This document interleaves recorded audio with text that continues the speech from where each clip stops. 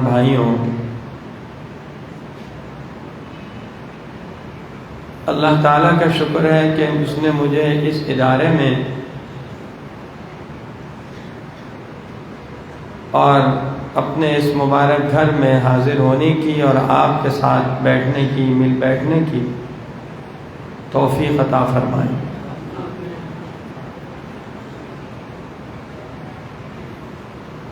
عام طور پر اسفار میں الحمدللہ دیگر نیتوں کے ساتھ ایک نیت یہ بھی ہوتی ہے کہ اپنے طالب علم بھائیوں کے ساتھ بیٹھنے کا، ان کے ساتھ مذاکرے کا اور ان کے حال احوال لینے کا موقع ملے گا، اور اپنے بزرگوں اور بڑوں سے نسبت رکھنے والی جگہوں میں حاضر ہونے کی سعادت عطا ہوگی۔ الحمدللہ اس ادارے کو اور اس جگہ کو ایک اونچی نسبت حاصل ہے، خاص طور پر حضرت علامہ ڈاکٹر خالد سومرو شہید رحمۃ اللہ علیہ سے، اور اس کے بعد جمعیت علماء اسلام جو ایک بہت اہم اور قابل فخر مسلمانوں کے لیے، اہل وطن کے لیے دینی پلیٹ فارم ہے، اور صرف سیاسی ہی نہیں بلکہ مذہبی، سماجی خدمات کو بھی بخوبی انجام دے رہی ہے، اور انشاءاللہ آئندہ بھی دیتے رہیں۔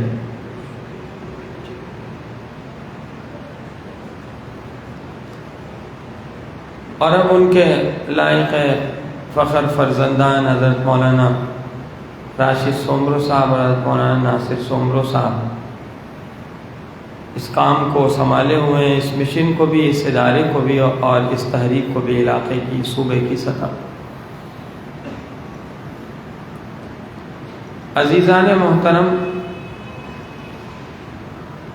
ربیع الاول کا بابرکت خوشگوار مہینہ ہے، جس میں اللہ تعالیٰ کی طرف سے ساری انسانیت کو اور کائنات کو حضور کریم صلی اللہ علیہ وسلم کی صورت میں ایک عظیم تحفہ عطا ہوا۔ اللہ نے اس کے لیے اس مہینے کا انتخاب فرمایا، اسی لیے عام طور پر اس مہینے میں جگہ جگہ حضور کریم صلی اللہ علیہ وسلم کے ذکر مبارک کی، حضور کی سیرت طیبہ کی محفلیں منعقد ہوتی ہیں، اور ایک مسلمان کے لیے بہت بڑی خوش نصیبی کی بات ہے کہ اللہ تعالیٰ اسے ایسی مجلس میں حاضر ہونے کی اور ایسی جگہوں میں شرکت کی توفیق عطا فرمائے۔ ہمارا ایمان ہے، ہمارا عقیدہ ہے، ہمارا نظریہ ہے کہ رسول اللہ صلی اللہ علیہ وسلم سے محبت جب تک بھرپور نہیں ہوگی، ٹوٹ کر نہیں ہوگی، جانثاری کے ساتھ، عظمت اور عقیدت کے جذبات کے ساتھ نہیں ہوگی، اس وقت تک ایمان نہیں ہے۔ ایسا ایمان اللہ کیا معتبر نہیں ہے جس میں نبی کی محبت کا کوئی گوشہ نہ ہو؟ خود نبی نے فرمایا لا یؤمن احدکم حتی اکون احب الیہ من والدہ وولدہ والناس اجمعین، کہ تم میں سے کوئی آدمی اس وقت تک مومن نہیں ہو سکے گا جب تک کہ میں اس کو اس کے مال، اس کی اولاد، اس کے گھر بار، اس کے والدین اور ساری انسانیت سے، کائنات کی ہر چیز سے زیادہ محبوب نہ ہو جاتا۔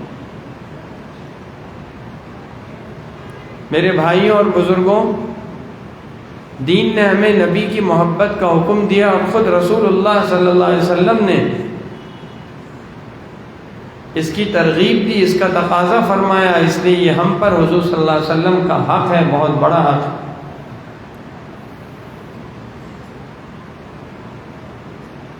اور یہی محبت ہے جس کی بنیاد پر مسلمان جگہ جگہ سیرت کے تذکرے کرتے ہیں،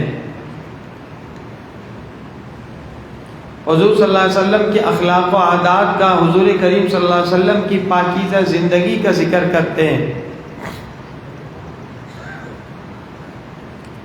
لیکن سمجھنے کی بات یہ ہے کہ اصل محبت نبی کی کیا ہے؟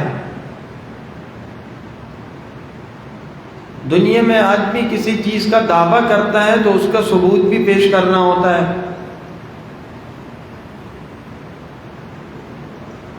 حضور کریم صلی اللہ علیہ وسلم سے محبت ہے تو اس کا ثبوت بھی پیش کرنا ہوگا، اور محبت کا ثبوت دو چیزیں ہیں، ایک قربانی اور دوسری اتباع۔ نبی کی محبت قربانی مانگتی ہے، صحابہ نے تو جان کی قربانی دی اور نبی کے نام پر دی، اور جان دیتے وقت بھی ساری انسانیت کو، سارے عالم کو، کائنات کو باور کرا دیا کہ ہمارا اس وقت میں یہ جذبہ ہے۔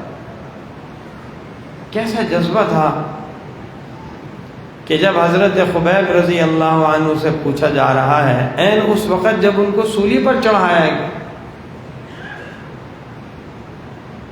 اس سخت آزمائش کے موقع پر پوچھا جاتا ہے کہ کیا تمہیں یہ پسند ہے کہ تم اپنے گھر آرام سے ہوتے اور تمہارے بجائے تمہارے نبی کے ساتھ یہ معاملہ ہوتا؟ کہا خدا کی قسم مجھے یہ گوارا نہیں کہ میں تو اپنے گھر بیٹھتا اور میری جگہ میرے نبی کے پاؤں میں ایک کانٹا بھی چبھ جاتا، مجھے پسند نہیں، اس کے بدلے میں میری جان چلی جائے مجھے محبوب۔ ایک موقع پر ابو سفیان نے جب ایک صحابی زید بن دسنہ رضی اللہ عنہ کی گردن اڑانے کا ارادہ کیا تھا، ابو سفیان اس وقت مسلمان نہیں تھے، ایسے موقع پر بھی یہی بات پوچھی اور انہوں نے بالکل اسی سے ملتا جلتا جواب دیا۔ تو صحابہ نے نبی کے نام پر اپنی قربانی دے دی، جان کی قربانی سے بڑی کوئی چیز نہیں ہو سکتی۔ آج ہم سے بھی نبی کی محبت یہ مطالبہ کر رہی ہے کہ ہم قربانی دیں، اپنی جان، اپنا مال، اپنا وقت، اپنی صلاحیت، اپنے جذبات، اپنی ترجیحات، ہر چیز کی قربانی دیں، نبی کی محبت کا تقاضا ہے۔ اور قربانی کی اسی شکل کا اگلا نام اتباع اور اطاعت ہے، یاد رکھیے۔ رسمی دعوے دنیا میں بہت ہوتے ہیں، زبانی باتیں بہت ہوتی ہیں، نعرے بہت ہوتے ہیں، شور شرابہ بہت ہوتا ہے۔ اصل چیز یہ ہے کہ انسان اپنے عمل سے نبی کی محبت کا ثبوت پیش کرے۔ تعصی الرسول وتظہر حبہ ھذا لعمری فی الفعال بدیع لو کان حبک صادقا لاطعتہ ان المحب لمن يحب مطیع۔ شاعر کہتا ہے کہ نبی کی محبت کا دعویٰ ہے اور نبی کی نافرمانی ہو رہی ہے۔ کہتا ہے بڑی عجیب بات ہے، قسم کھا کر کہتا ہے۔ پھر کہتا ہے اگر تم محبت کے دعوے میں سچے ہوتے تو نبی کی اطاعت کرتے، اس کا کہنا مانتے، اس لیے کہ سچا عاشق اپنے محبوب اور اپنے معشوق کا مطیع، فرما بردار، تابعدار، وفادار، جانثار ہوا کرتا۔ تو محبت جانثاری، قربانی، وفاداری، فرما برداری اور اطاعت کے جذبات مانگتی ہے۔ صحابہ کرام نے اپنے عمل سے، اپنے طرز زندگی سے ہمیں محبت کا اصل مطلب سمجھائے۔ یاد رکھیے، زوال اور انحطاط کی ایک نشانی یہ بھی ہوتی ہے کہ کوئی قوم یا کوئی ملت یا کسی مذہب کے پیروکار لوگ صرف رسمی اور فرضی باتوں میں اور زبانی دعووں میں الجھ کر رہ جائیں۔ اس کا مطلب ہے کہ یہ قوم، یہ مذہب والے، یہ ملت والے، یہ علاقے والے زوال کا شکار ہو رہے ہیں۔ دین رسمی باتوں کا نام نہیں ہے۔ نبی کے نام پر عرس کر دیا، میلاد کر دیا، فلاں کام کر دیا۔ صحابہ کرام نے بتایا کہ اصل محبت یہ نہیں ہے، اصل محبت اتباع ہے۔ حضور کریم صلی اللہ علیہ وسلم کے دنیا سے تشریف لینے کے بعد صحابہ کا سب سے بڑا مشغلہ یہی تھا کہ انہوں نے ساری زندگی حضور صلی اللہ علیہ وسلم کی جو ادائیں، حضور کریم صلی اللہ علیہ وسلم کی جو صورت، جو سیرت، جو زندگی ان کے دل اور دماغ میں محفوظ تھی، اس کو لوگوں تک، امت تک پہنچایا اور ہر جگہ اس کے تذکرے کیے۔ تو صحابہ تو روز سیرت کے تذکرے کرتے تھے۔ یوں سمجھے صحابہ کی زندگی میں ہر دن سیرت کے جلسے کا دن تھا، ہر دن سیرت کی محفل لگتی تھی، ہر دن حدیث کی مجلس لگتی تھی، اور یہی پیغام امت کو دیا کہ دیکھو، اگر تم بقا چاہتے ہو تو نبی کی سچی محبت سمجھو اور نبی کی اطاعت کی کوشش کرو۔ آج محبت کا دعویٰ ہم سب میں اطاعت نہیں ہے۔ کیوں نہیں ہے؟ اس لیے کہ وہ عظمت نہیں ہے دل میں، وہ محبت نہیں ہے نبی کی جو ہونی چاہیے۔ صحابہ نے حضور کریم صلی اللہ علیہ وسلم کی ذات اقدس کو اپنا آئیڈیل، اپنا نمونہ بنایا۔ کیسا نمونہ؟ کہ گفتار میں، سیرت و کردار میں، رفتار میں، عادات و اطوار میں، اخلاق میں، ہر چیز میں نبی کو اپنے لیے اسوہ بنایا اور ان جیسا بن کر دکھایا۔ آج آپ حدیث اور سیرت کی کتابیں پڑھیں، اس میں یہ ساری چیزیں محفوظ ہیں کہ حضور کریم صلی اللہ علیہ وسلم کا حلیہ مبارکہ کیسا تھا، چہرے مبارک کیسا تھا، حضور کا لباس کیسا تھا، سرما لگانے کا کیا معمول تھا، ناخن کاٹنے کا کیا معمول تھا، خوشبو کا کیا معمول تھا، بال کیسے تھے، دانت مبارک کیسے تھے، حضور کا مسکرانا کیسا تھا، حضور کا غصہ کیسے ہوتا تھا۔ حضور صلی اللہ علیہ وسلم کی گھر کی زندگی، بازار کی زندگی، مسجد کے معمولات، امت کے ساتھ تعلقات، پڑوسیوں کے ساتھ حسن سلوک اور غیر مسلموں کے ساتھ رویہ، جانوروں کے ساتھ طرز عمل، بیوی بچوں کے ساتھ اچھے اخلاق اور شفقت کا معاملہ، یہ سب کیسا تھا؟ یہ سیرت میں محفوظ ہے۔ آج ہر مسلمان کے دل اور دماغ کے اندر یہ چیز محفوظ ہونی چاہیے۔ ہمارے دل و دماغ میں دوسری چیزیں آ گئیں، غیروں کی چیزیں آ گئیں، غیروں کی باتیں آ گئیں۔ اب ہمیں نبی کا حلیہ معاذ اللہ پسند نہیں، نبی کا طرز زندگی پسند نہیں، تو میرے بھائیوں، محبت کا دعویٰ سچا نہیں ہوگا۔ مغربی تہذیب اور یورپ کا طرز عمل سنت کے بالمقابل ایک طرز زندگی پیش کر رہا ہے، وہ کیسے قبول ہو سکتا ہے؟ سنت ہے دائیں ہاتھ سے کھاؤ، مغربی تہذیب کہتی ہے بائیں ہاتھ سے کھاؤ۔ سنت کہتی ہے کہ کھاؤ یا پیو تو کچھ صاف کر کے اٹھو، کچھ بچاؤ مت۔ مغربی تہذیب کہتی ہے کچھ بچا کر اٹھو۔ سیرت کہتی ہے کہ بیٹھ کر کھاؤ، سنت کہتی ہے کہ کھڑے ہو کر۔ آج کی تہذیب کہتی ہے کھڑے ہو کر کھاؤ۔ سیرت اور سنت کہتی ہے کہ ایک پلیٹ میں ایک ساتھ مل بیٹھ کر کھاؤ۔ آج کی تہذیب، مغربی تہذیب کہہ رہی ہے کہ الگ الگ پلیٹوں میں کھاؤ۔ سیرت اور سنت بتلا رہی ہے کہ ہاتھ سے کھاؤ، انگلیوں کو چاٹو۔ آج کی مغربی تہذیب کہتی ہے کہ چھری کانٹے سے کھانا سیکھو۔ میرے بھائیوں، اسلام کے بالمقابل تہذیب ہے، اور یہ آج کا ایک بہت بڑا چیلنج ہے۔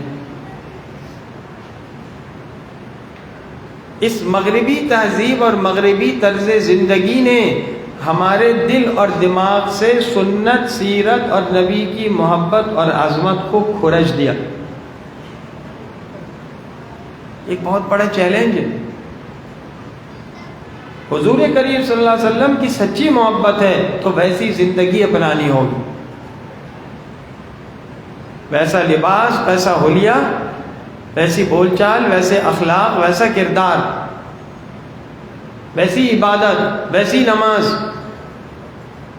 میرے بھائیوں، سنت کو سامنے رکھیں اور ان چیزوں کو سیکھیں اور ان چیزوں کو پڑھیں۔ صحابہ کرام نے اللہ کے نبی سے ایک ایک چیز سیکھی اور لی۔ نماز اللہ کے نبی کیسے پڑھتے تھے، صحابہ نے وہ چیز لی۔ نماز تو اللہ کے ساتھ مضبوط تعلق کا نام ہے۔ آج ہماری نمازیں بے جان ہیں، ہمارے سجدوں میں جان نہیں، ہماری دعاؤں میں قوت نہیں۔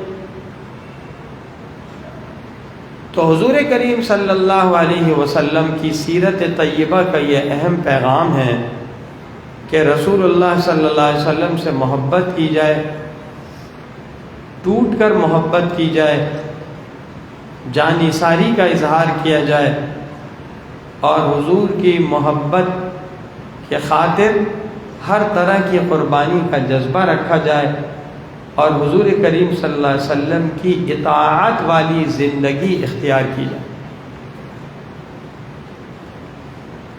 زندگی وہی اصل ہے جو نبی کے طریقے کے مطابق ہو اور نبی کے طریقے کے لیے قربانی دینے والی ہو۔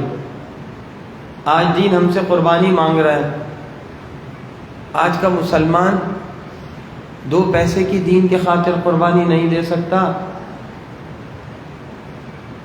اپنے رسم و رواج کی قربانی نہیں دے سکتا، دین کے خاطر اپنے خاندانی تعلقات، اپنے برادری کے سسٹم کی قربانی نہیں دے سکتا۔ اور وہاں کیا حال ہے؟ حضرت ابو بکر رضی اللہ عنہ سے صاحبزادے نے جب کہا، حضرت عبد الرحمن رضی اللہ عنہ اسلام سے پہلے جب حضرت عبد الرحمن مسلمان نہیں تھے، ابا جان ایک مرتبہ جنگ میں آپ میرے نرغے میں آ گئے تھے، میرے حملے کی زد میں، میں نے باپ ہونے کا خیال کیا، فرمایا اگر تو میرے تلوار کی وار میں آتا تو میں خیال نہ کرتا۔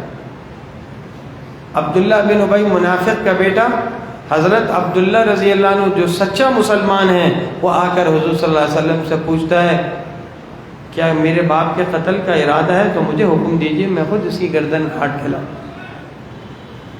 صحابہ نے تو خونی رشتوں کی قربانی دی، ہر چیز کی قربانی دی۔ آج ہم دین کے نام پر معمولی قربانی دینے کو تیار ہیں۔ میرے عزیزوں اور میرے بھائیوں، آپ حضرات کے سامنے دوسری بات یہ عرض کرنی ہے اور یہ قابل توجہ ہے کہ حضور کریم صلی اللہ علیہ وسلم ہمارے سامنے ایک پورا نقشہ لے کر آئے۔ کس چیز کا نقشہ ہے؟ زندگی گزارنے کا، زندگی بسر کرنے کا، اور اس پورے نقشے کو دین کہتے ہیں، اسلام کہتے ہیں۔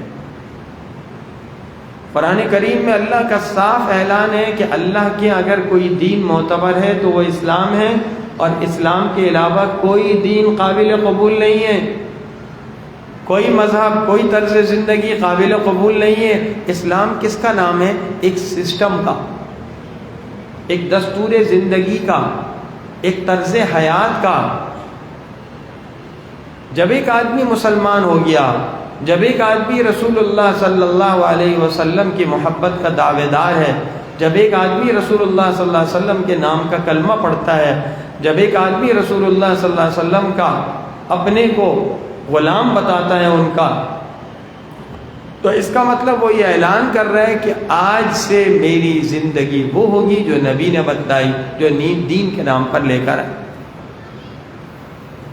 آج ایک بہت بڑا المیہ یہ ہے کہ ہماری زندگی میں پورا دین نہیں ہے، اور شاید اس کی بہت بڑی وجہ یہ ہے کہ ہم نے دین کا صحیح مطلب سمجھا ہی نہیں۔ شاید مثال کے طور پر میں عرض کرتا ہوں کہ اگر کوئی آدمی نماز پڑھ رہا ہوتا ہے تو ہم کہتے ہیں تو بڑا نیک آدمی ہے، دیندار آدمی ہے. اس نے داڑھی ٹوپی بھی رکھ لی تو ہم کہتے ہیں یہ ملا ہے. اس نے حج اور عمرہ بھی کر لیا تو اس کی پارسائی پر مہر لگ جاتی ہے. حالانکہ یاد رکھیے یہ دین نہیں ہے، یہ عبادت ہے. دین تو پوری شریعت پر عمل کرنے کا نام ہے. دیندار وہ ہے جس کی عبادت بھی نبی جیسی ہو اور اس کے اخلاق بھی نبی والے ہوں، اس کا طرز زندگی بھی نبی والی ہو، اس کی تہذیب اور ثقافت بھی نبی جیسی ہو، اس کے معاملات دوسروں کے ساتھ نبی کی تعلیمات کے مطابق ہوں، اس کی معاشرت، اس کا رہنا سہنا حضور صلی اللہ علیہ وسلم کے بتلائے ہوئے طریقے کے مطابق ہو. تب جا کر وہ دیندار ہوگا جو ہر شعبے میں پوری زندگی میں دین پر عمل کرے. ہم نے چند باتوں کو پورا دین سمجھ لیا. جس طرح میں نے آپ کو بات عرض کی کہ محبت کوئی آدمی جھوم جھوم کر نعت پڑھے اور آنسو بہائے، ہم کہتے ہیں نبی کا بڑا عاشق ہے. ارے یہ نبی کا عشق نہیں ہے، یہ عشق کی ایک ظاہری علامت ہے، لیکن پورا عشق یہ نہیں ہے. پورا عشق تو یہ ہے کہ اس آدمی کا چہرہ، اس کی زندگی، اس کا عمل، اس کی عبادت، اس کے معاملات سب نبی جیسے. شریعت کی اتباع ہو اس کے اندر، یہ صراط مستقیم پر جمع ہوا ہو، یہ بدعات سے دور ہو. آج اسی بدعات کو جس کو مٹانے کے لیے، انہی شرکیہ رسومات کو اور خرافات کو جس کو ختم کرنے کے لیے رسول اللہ صلی اللہ علیہ وسلم دین میں تشریف لائے، آج ہم انہی کو العیاذ باللہ ان چیزوں کو محبت نبی کی نشانی قرار دیں. اب بتائیے کیا دین رہ جائے گا جب دین کی بنیاد ہی نہیں؟ تو پورا طرز زندگی ہمارا نبی کے طریقے کے مطابق ہو، یہ دین ہے. آج معاشرے کے جو 20 مسائل ہیں، خاص طور پر اس میں 2 مسئلے بڑے اہم ہیں. ایک مسئلہ تو یہاں سندھ کی اور دیگر جو اندرون سندھ اور پنجاب کی صورتحال ہے اس کی روشنی میں ہے کہ الحاد، لادینیت، مذہب سے بیزاری بڑھ رہی ہے. آزاد زندگی چاہتے ہیں، اس لیے کہتے ہیں کہ ہمیں مذہب نہیں چاہیے، حالانکہ یہ مذہب فطرت کا تقاضا ہے، عقل کا تقاضا ہے، طبیعت سلیمہ کہتی ہے. اگر یہ مذہب نہیں، مذہب کس کا نام ہے؟ پابندی کا نام ہے. اگر یہ مذہب نہیں ہے، پابندی نہیں ہے، تو انسان میں اور جانور میں کوئی فرق نہیں رہے. آج مغرب میں آپ دیکھیں، جب انہوں نے مذہب کو اپنی شناخت بنانے سے انکار کیا تو وہ کس حیوانیت کی پستی میں چلے گئے. ہمیں ان کا یہ رخ نظر آ رہا ہے کہ وہ چاند پر پہنچ گئے، ان کے پاس ٹیکنالوجی ہے، ان کے پاس جدید ترقی کے سامان ہے، لیکن ان کو جو اخلاقی زوال سے جس وہ دوچار ہے اور ان کی جو اقدار جس قدر ختم اور کھوکھلی ہو چکی ہیں، خاندانی نظام جس طرح اندر سے ختم ہو چکا ہے، ہمیں شاید اس کا اپنے ماحول میں اندازہ نہیں. تو مذہب سے بیزاری اور مذہب سے آزادی، اللہ کا انکار کا ایک نقصان یہ ہوتا ہے. ایک مسئلہ تو یہ ہے معاشرے کا بڑا کہ انسان دین کی پابندی قبول کرنے کو تیار نہیں، حالانکہ یہ اس کے لیے رحمت ہے، یہ اسے حیوانیت سے بچانے کے لیے ہے. یہ پابندی تمام لوگوں کی، ساری انسانیت کی غلامی سے بچانے کے لیے ہے. اگر یہ پابندی نہیں ہوگی تو ہر ایک کے غلام بن کر رہو گے، اور یہ ہو رہا ہے. اور دوسرا جو بڑا مسئلہ اس وقت معاشرے کا، وہ اقتصادی اور معاشرتی صورتحال ہے. معاشرے کی جو ہماری اقتصادی معاشی صورتحال ہے، اس کے پیچھے اصل بنیادی وجہ یہ ہے کہ معاشرہ اخلاقی زوال کا شکار ہو چکا ہے. اخلاقی اقدار میں جس طرح حیا کو اہمیت ہے کہ بے حیائی سے بچو، بدکاری سے بچو، فحاشی سے بچو، بیجا آزادانہ اختلاط سے، ناجائز تعلقات سے بچو، اسی طرح اخلاقی زوال میں بددیانتی، خیانت، چوری، دھوکہ، بدنیتی، لوٹ مار، ان چیزوں کی بھی بڑی اہمیت۔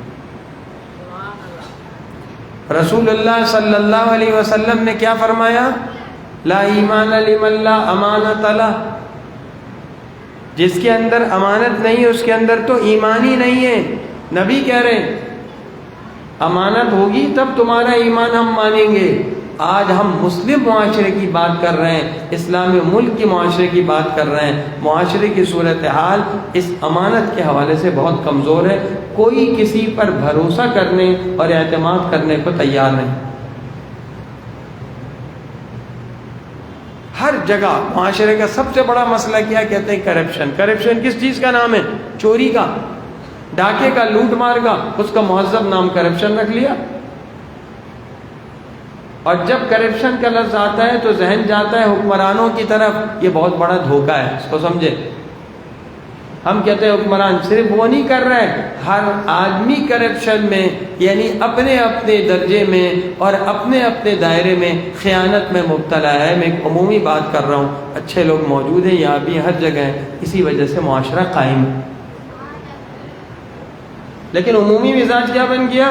آج ہر آدمی کہتا ہے کہ میں موقع سے فائدہ اٹھاؤں، 2 کے 4 کیسے بنا لوں، 4 کے 8 کیسے بنا لوں، کس طرح ملاوٹ کر کے زیادہ مال بنا کر بیچ دوں، کس طرح دھوکہ دے کر لوکل مال کو امپورٹڈ ظاہر کر کے بیچ دوں، کس طرح دوسری کی پیمنٹ کو اور گھما دوں۔ میرے بھائیوں، یہ آج ہم سب کا مسئلہ ہے، ہم سب کا قومی مزاج خراب ہو گیا۔ تو جو معاشرے کی جو صورتحال ہے وہ ہمارے اپنے ہاتھوں کی کمائی ہے۔ بات یہ کہ ہم اپنا مزاج ٹھیک نہیں کر رہے ہیں تو معاشرہ کیسے ٹھیک ہوگا؟ معاشرہ کس کا نام ہے؟ افراد کا۔ اور افراد کون ہیں؟ ہم اور آپ۔ یہ جو مسجد میں بیٹھے یہی تو معاشرہ ہے۔ جب ملک کی بات آتی ہے، معاشرے کی بات آتی ہے تو ہمارے ذہن باہر کی طرف جاتے ہیں، معاشرہ ٹھیک کر رہے ہیں۔ ہم سمجھتے ہیں وہ معاشرہ باہر کہیں دور ہے، ہم جا کر اس کو ٹھیک۔ ارے یہی معاشرہ ہے جو یہاں بیٹھا ہوا ہے۔ اگر یہ سارا مجمع یہ طے کر لے کہ آج سے ہم 100% امانت اور دیانت کے ساتھ زندگی گزاریں گے، 100% سچائی کے ساتھ زندگی گزاریں گے، 100% حیا اور پاکیزگی کے ساتھ زندگی گزاریں گے، 100% انسانیت کے احترام اور انسانی اقدار کے احترام کے ساتھ زندگی گزاریں گے، تو آج سے معاشرہ ٹھیک ہونا شروع ہو جائے۔ آج اسی وقت۔ میری بات آپ کی سمجھ میں آ رہی ہے؟ میں کوئی سیاسی مقرر نہیں ہوں، میں بتاؤں، یہاں تو بڑے بڑے سیاسی جلسے ہوتے ہیں نا، آپ لوگوں کے بیانات ہوتے ہیں، میں تو طالب علم آدمی ہوں، تو کوئی سیاسی مقرر نہیں ہوں، نہ مجھے کوئی جوشیلی تقریر کرنی آتی ہے، نہ جذباتی بیانات کرنے آتے ہیں، نہ نعرے لگواتا ہوں اور نہ لگتے ہیں میرے جلسے میں نعرے۔ میں تو ایک سادہ سی بات طالب علم والی آپ کے سامنے کر رہا ہوں، جو ہم سب کا مشترکہ معاملہ اور مشترکہ مسئلہ ہے۔ آج آپ کو حالات پر تبصرہ کرنے والے سینکڑوں لوگ ملیں گے اور گھنٹوں ایسے لوگ ملیں گے جو اس پر بات چیت کریں، اس پر مذاکرہ کریں، اپنی رائے دیں۔ ایسے دانشور بھی ملیں گے، ایسے اسکالر بھی ملیں گے، ایسے مقررین بھی ملیں گے، لیکن میرے بھائیوں یہ صرف مسئلے کا حل نہیں ہے۔ مسئلے کا حل صرف یہ کہ میں اور آپ آج سے تبدیلی کا ارادہ کر لیں، اور تبدیلی کس سے شروع ہوتی ہے؟ اپنی ذات سے۔ کس سے؟ اپنی ذات سے، اور پھر اپنے گھر اور خاندان سے۔ وَأَنذِرْ عَشِيرَتَكَ الْأَقْرَبِينَ۔ پہلے میں ٹھیک ہوں، میرا گھرانہ خاندان ٹھیک ہو، آہستہ آہستہ محلہ، معاشرہ، ملک، قوم سب ٹھیک ہو جائے۔ اور اگر میں رات دن دوسرے کو چور اچکا کہتا رہوں، اپنے گربان میں نہ جھانکوں، تو معاشرہ تو جوں کا تو، کمزوری تو میرے اندر بھی ہے، ہر انسان میں۔ تو معاشرہ ٹھیک کیسے ہوگا؟ جب معاشرے کے اندر ایمانی اوصاف آئیں گے، ایمانی صفات، انسانی اقدار آئیں گی، اور اعلیٰ اخلاق آئیں گے، پاکیزہ صفات آئیں گی، معاشرہ اس سے ٹھیک ہوتا ہے۔ معاشرہ صرف نماز روزے سے صحیح نہیں ہوتا، یاد رکھنا، داڑھی ٹوپی سے صحیح نہیں ہوتا۔ داڑھی ٹوپی ضروری ہے، نماز روزہ ضروری ہے، اس کے بعد تو دین کا تشخص ہی نہیں ہے۔ ایک فوجی کی پہچان ہوتی ہے، اس کی وردی ہوتی ہے، اگر وہ وردی میں نہ ہو تو کوئی اس کو فوجی نہیں مانے گا۔ ایک پولیس والے کی شناخت ہے، اسی طرح ایک مسلمان کی شناخت ہے، یہ داڑھی، یہ ٹوپی، یہ پگڑی، یہ لباس، یہ کلمہ، پر اس سے آگے نماز۔ یہ لیکن یہی سب کچھ نہیں ہے، آج ہم نے اسی کو سب کچھ سمجھ لیا۔ اس کا ایک بڑا نقصان یہ ہو رہا ہے کہ ہم اپنے دوسرے طرز عمل سے جو تضاد ہوتا ہے، ایک فرق آتا ہے صورت میں اور سیرت میں، گفتار میں اور کردار میں، تو اس سے ہم پھر دوسرے کے ذہن میں ایسے برے اثرات ڈالتے ہیں کہ اس کو داڑھی ٹوپی سے یا داڑھی ٹوپی والے سے یا مولوی سے یا دیندار سے نفرت ہونے لگتی۔ ہم دھوکہ دے کر دین کو بھی نقصان پہنچا رہے ہیں، ہم جھوٹ بول کر اس دینی تشخص کو بھی نقصان پہنچا رہے ہیں، ہم ملاوٹ کر کے اس مذہبی حلیے کو بھی نقصان پہنچا رہے ہیں۔ لوگوں کا مذہب پر سے اعتماد اٹھ رہا ہے اور اس کے ذمہ دار ہم سب ہیں۔ سامعین محترم، میرے عرض کرنے کا مقصد یہ ہے کہ معاشرے کی بنیاد نیک اعمال کے ساتھ ساتھ پاکیزہ صفات پر بھی ہے، اچھے اخلاق پر بھی ہے، اور معاشرہ ایسے افراد سے تیار ہوتا ہے کہ جو ظاہر کے اندر دینی تشخص رکھتے ہوں اور باطن میں دینی حمیت، دینی جذبے سے سرشار ہوں اور انسانی اخلاق اور پاکیزہ صفات والے ہوں۔ حضور کریم صلی اللہ علیہ وسلم نے جو جماعت تیار کی، اس میں خیانت کا تصور نہیں تھا، جھوٹ بولنے کا تصور نہیں تھا، کسی کو دھوکہ دینے کا تصور نہیں تھا۔ حضرت جریر بن عبداللہ رضی اللہ عنہ ایک صحابی ہیں، بجلی، بنو بجیلہ ایک ہے قبیلہ، اس کے سرداروں میں۔ بخاری شریف میں وہ حضور کریم صلی اللہ علیہ وسلم کا ارشاد نقل کرتے ہیں اور خود کہتے ہیں کہ بایعت رسول اللہ صلی اللہ علیہ وسلم علی اقام الصلاۃ و ایتاء الزکاۃ والنصح لکل مسلم، میں نے رسول اللہ صلی اللہ علیہ وسلم کے ہاتھ پہ 3 چیزوں پہ بیعت کی تھی۔ ایک یہ کہ نماز کی پابندی کروں گا، ایک زکوٰۃ پابندی سے دوں گا، اور تیسری بات ہر مسلمان کے لیے خیر خواہی رکھوں۔ ان کا واقعہ لکھا ہے، حافظ ابن حجر رحمہ اللہ نے بھی نقل کیا ہے کہ ایک مرتبہ ان کا آدمی کسی سے گھوڑا خرید کر لایا، قیمت بتائی تقریباً 500 درہم، کہا بلا کے لاؤ گھوڑے والے کو، وہ لے کر آیا۔ حضرت نے فرمایا کہ ہمارے آدمی نے آپ سے 500 کا خریدے، کہا جی ہاں، کہا اگر میں آپ کو اس کے 600 دوں؟ میں کہا حضرت بخوشی میں تیار ہوں۔ کہا اچھا اگر میں آپ کو 700 دوں؟ کہا اچھا اگر 800 دوں؟ تو 800 روپے اس کو قیمت دی اس کی جس پر وہ 500 خود دے رہا تھا۔ وہ آدمی خود 500 لینے کو تیار تھا، اس کو کتنے دیا؟ 800۔ کسی نے کہا حضرت یہ کیا کیا؟ ہمارے معاشرے میں یہ آدمی کون کہلا جائے؟ بے وقوف۔ کون ہوتا ہے؟ بے وقوف ہے، ناسمجھ ہے۔ کہا میں نے یہ اس لیے کہا کہ میں نے رسول اللہ صلی اللہ علیہ وسلم سے بیعت کی، میں مسلمان کی خیر خواہی کروں گا۔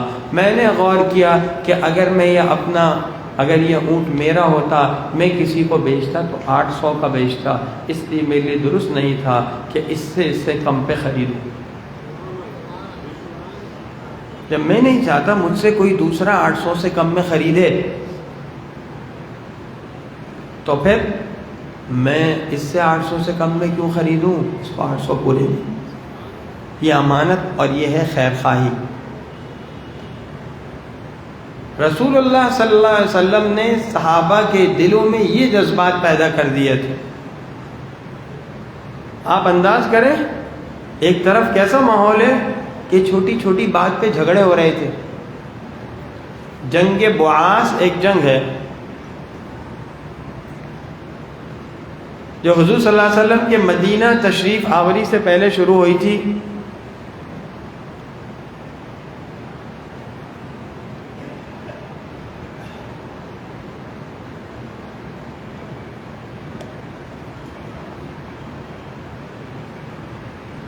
اور لکھا ہے 120 سال تک یہ جنگ رہی. کتنے؟ 120. اور ایک جگہ لکھا ہے کہ اس کی ایک وجہ قول پر یہ ہوئی کہ 2 آدمی تھے، ایک کا گھوڑا دوسرے سے آگے بڑھ گیا، اس پر جنگ لڑائی شروع ہو گئی اور یہ ایک بڑی جنگ میں تبدیل ہوئی اس بات پر کہ اس کا گھوڑا میرے گھوڑے سے آگے کیوں بڑھا. پھر کیسی تبدیلی آئی دلوں میں، خیر خواہی کے جذبات کیسے آئے کہ صحابی جب مشکیزہ لے کر میدان جنگ میں نکلتے ہیں اپنے بھائی کے لیے، اور وہ زخمی کراہ رہے ہیں کہ مجھے پانی پلاؤ، یہ وہاں پہنچتے ہیں، ان کو برابر سے آواز آتی، کہتے نہیں پہلے اس کے پاس جاؤ، میں نہیں پیوں گا. یہ وہاں گئے تو ان کو تیسرے کی آواز آئی، کہا ان کے پاس جاؤ، ان کا بھی انتقال، ان کا بھی، اور پہلے بھی شہید ہو. آپ نے واقعہ بہت سنے ہوں گے نا، زمینوں پر جھگڑا ہوا، فلاں نے فلاں کو مار دیا، جانیں لے لیتے ہیں ایک دوسرے کی، لیکن ایک گھونٹ پر 3 جانیں دے دیں، کوئی یہ سنا ہے کبھی؟ ایک گھونٹ کسی نے پانی پینا گوارا نہیں کیا، آئیے پہلے پی لے چاہے میری جان چلے جائے. ساری انسانیت کو ایک سبق دے دیا. انسانی تاریخ میں آپ کو ایسا واقعہ نہیں ملے گا. یہ کیا ہے؟ ایثار ہے، قربانی ہے، خیر خواہی. تو آج دلوں سے خیر خواہی ختم ہو رہی ہے، مفاد پرستی آ گئی. ہر آدمی کہتا ہے بس میرا مفاد، جہاں سے میرا کام نکل سکتا ہے وہاں کام کر لوں، موقع کی تلاش میں. اور جس نے موقع سے فائدہ اٹھانے کا مطلب کیا ہے کہ دھوکہ نہیں دیا، جھوٹ نہیں بولا، ملاوٹ نہیں کی، 2 نمبری نہیں کی، وہ بے وقوف آدمی. یہی ہے نا معاشرے. تو جب معاشرے کی بنیادیں ہی خراب ہو جائیں کہ اس کے اندر انسانیت کا کوئی احترام آج کہاں ہے، چلتے پھرتے جس کو چاہے مار دو 2 ٹکے کے خاطر، انسانی جان کی کوئی وقات نہیں ہے، مچھر کے خون کے برابر ہے. وہ انسانی جان جس کے بارے میں اللہ کے نبی نے بیت اللہ کو خطاب کر کے کہا تھا کہ اس کی حرمت تجھ سے زیادہ انسانی جان کی.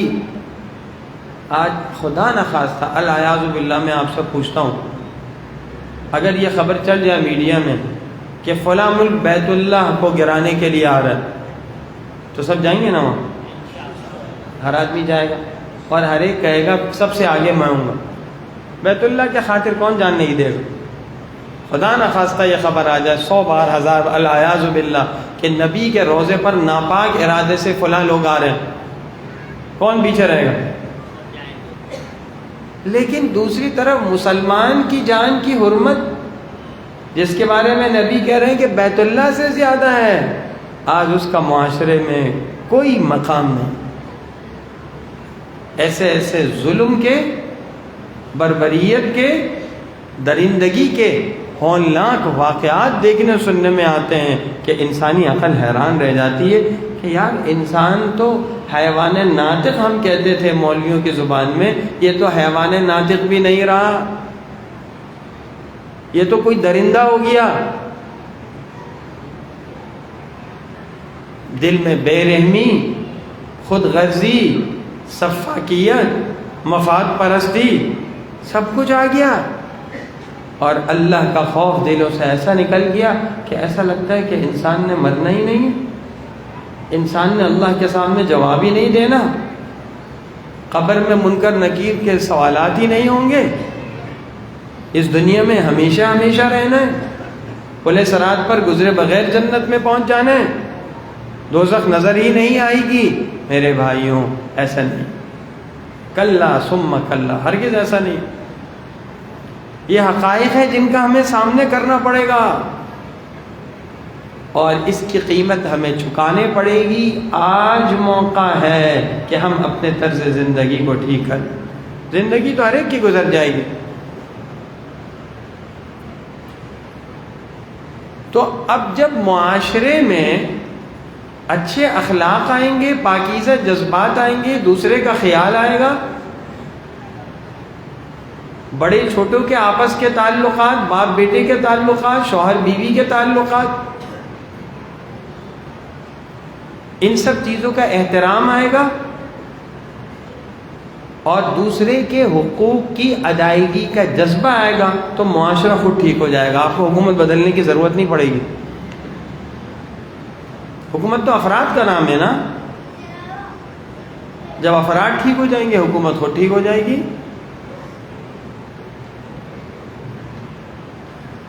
تو میرے بھائیوں اس پر محنت کی ضرورت. آج آپ دیکھیں معاشرے میں ہر طرف آوازیں حقوق کی، ہر طبقہ حقوق کی آواز لگا رہا ہے.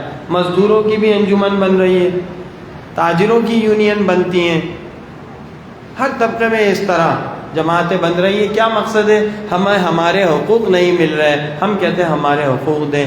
اسلام کہتا ہے حقوق لینے کی نہیں، حقوق دینے کی فکر کرو. آج ہر آدمی کو حقوق لینے کی فکر ہے. ہر آدمی مظلومیت کا رونا رو رہا ہے کہ جی میرا حق نہیں مل رہا، مجھے میرا حق دو. اسلام کہتا ہے یہ سوچو تم پر کسی کا حق ہے یا نہیں.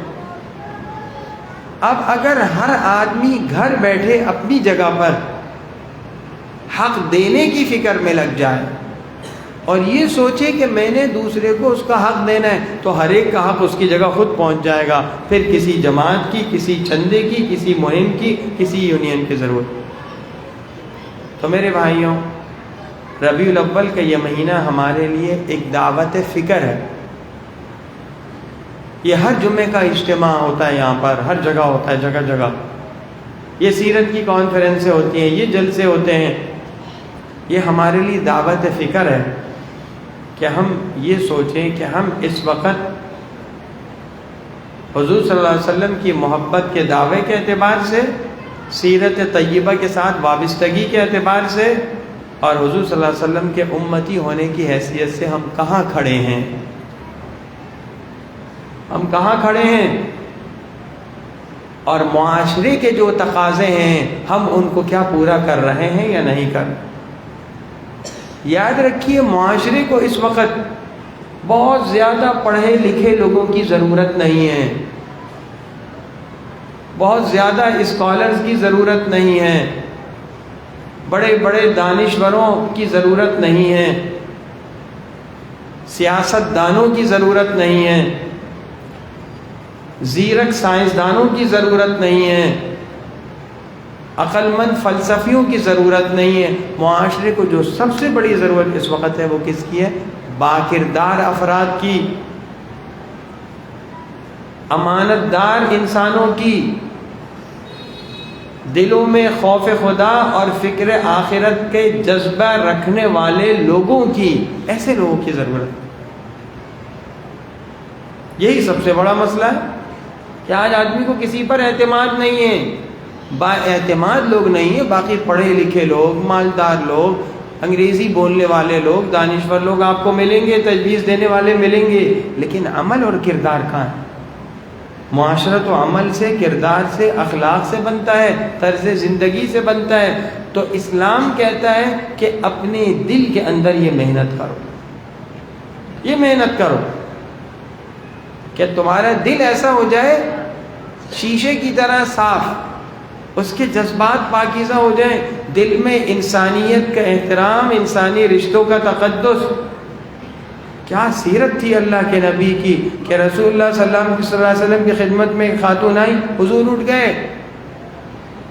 اور بعض کتابوں میں لکھا سیرت کی، انہوں نے کہا میں آپ کی بہن ہوں. ثبوت پوچھا، کہاں؟ کمر مبارک پر نشان. میری کمر پر نشان ہے جو آپ نے دانت لگایا تھا کمر میں بچپن میں کھیلتے ہوئے. آپ نے دیکھا تو آپ ان کی تعظیم میں اٹھ گئے اور ان کو بٹھائے.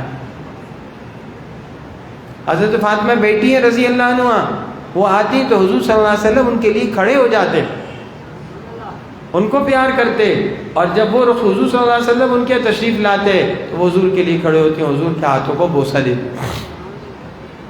تو اسلام تو انسانی رشتوں کا احترام سکھاتا ہے، انسانیت کا تقدس بتلاتا ہے، اور انسانی حقوق کی ادائیگی کی فکر اور اس کا جذبہ بتلاتا ہے. یاد رکھیں، آپ کتنی نمازیں پڑھیں، آپ کتنے روزے رکھیں، آپ حضور صلی اللہ علیہ وسلم کی محبت کے دعوے کتنے کریں، آپ سیرت طیبہ کے لیے کتنے بڑے بڑے اجتماعات کریں، اگر اخلاق پر اور کردار پر اور لوگوں کے حقوق کی ادائیگی پر اور فکر آخرت پر محنت نہیں ہے تو پھر ابھی ہم کمزور ہیں۔ نماز تو سبھی پڑھتے ہیں، روزہ تو سبھی رکھ لیتے ہیں رمضان میں، سال میں زکوٰۃ چلو ادا کر ہی دیتے ہیں کسی نہ کسی طرح، حج زندگی میں ایک مرتبہ ادا کر رہے ہیں، کیا مشکلیں کر لیں گے؟ اصل مشکل یہ کہ 24 گھنٹے نبوت والے اخلاق اور نبوت والی سیرت اپنانے کی کوشش کرو، اور 24 گھنٹے نبی جیسا طرز زندگی اختیار کرنے کی کوشش کی جائے۔ اللہ ہم سب کو عمل کی توفیق عطا فرمائے۔ وآخر دعوانا ان الحمد للہ رب العالمین۔